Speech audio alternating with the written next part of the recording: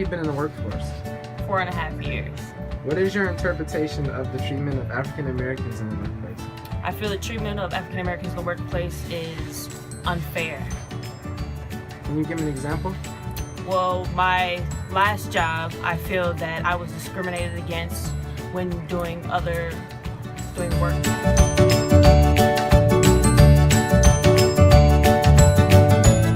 How long have you been in the workforce? About a year or two now. What is your interpretation of African Americans in the workplace? Equal opportunity, and everybody get the same benefits. Can you give an example?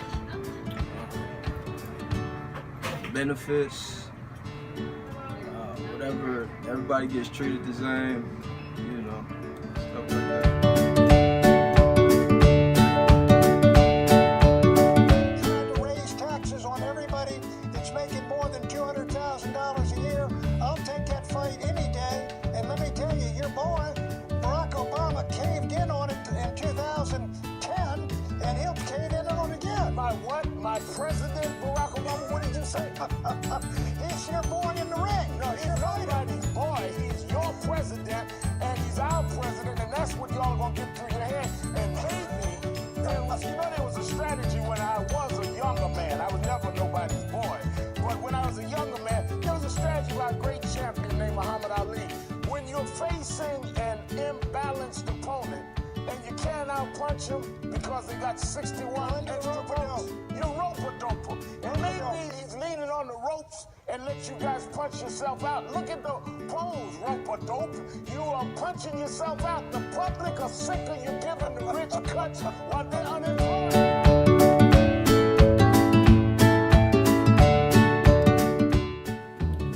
Here the graph to the left shows that Caucasian people pose a greater threat to stereotype in the workplace.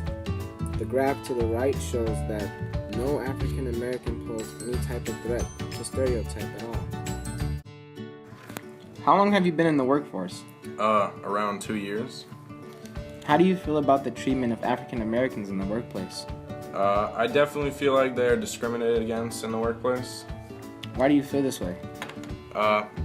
I've seen them treated differently when it comes to punishment and sort of stuff like that. Like, I can give you an example. A couple years ago, I was working at a place called Como Town, and they had a dress code, and every day I never would follow the dress code, but an African American one day did not follow the dress code and wore colored shoes, and he was punished differently than I was every day. Thank you. The work environment.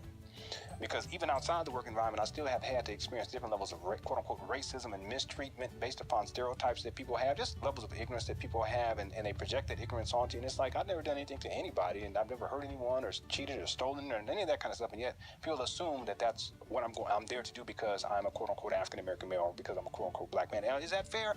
It's not fair. Will that cause levels of stress for African-American males, black men? Absolutely.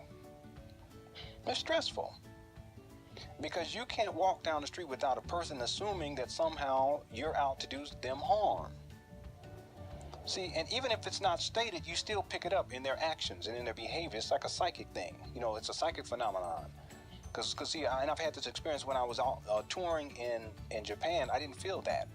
When I was touring in Europe as a musician, I didn't feel that same energy of just the racist orientation towards African-American males and the stereotypes that people hold. Now, when I say racist, what I'm saying is the notion of racial superiority, that African-American males are racially, quote-unquote, racially inferior, right? When I say stereotypes, I'm talking about all of the foolish legitimizations that people make in order to justify the notion that African-Americans males are inferior, right? So obviously, if you criminalize them, they must be inferior, right? If you make it appear as if they're all thugs, they must therefore be inferior. You see what I'm saying?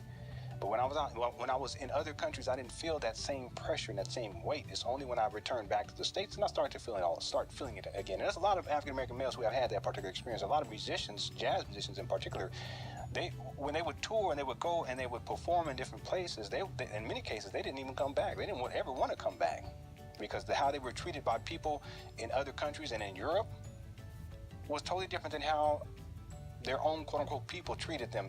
I'm talking about American people treated them here inside their own country, the United States of America. In other words, white people here treated them a certain way. You go over there and they're treated with respect and dignity, historically speaking. Okay, so you'll find if you study. A lot of stereotypes are being portrayed in the workplace, whether it's an office or just a regular job. When people see this mistreatment, we often turn a blind eye, but if we spoke up and treated others the way we'd like to be treated, we could put an end to this mindless behavior.